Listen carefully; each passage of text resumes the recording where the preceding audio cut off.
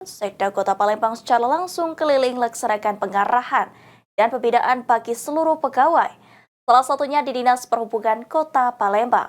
Melalui kegiatan ini diharapkan seluruh pejabat bisa memberikan hasil kerja sesuai dengan yang diharapkan.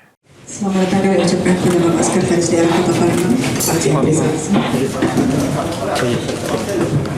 Pak Cik.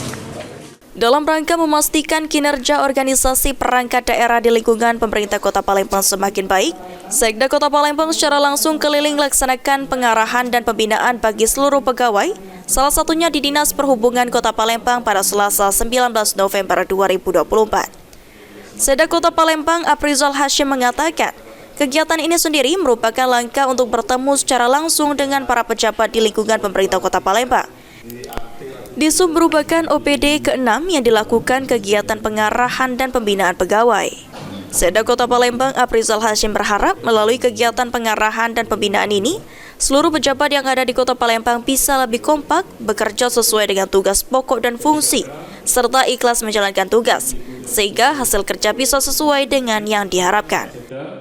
Bahwa untuk tahun 2025 keinginan seluruh pejabat yang ada di Kota Palembang ini harus kompak, harus sesuai dengan topoksi, harus bekerja dengan ikhlas.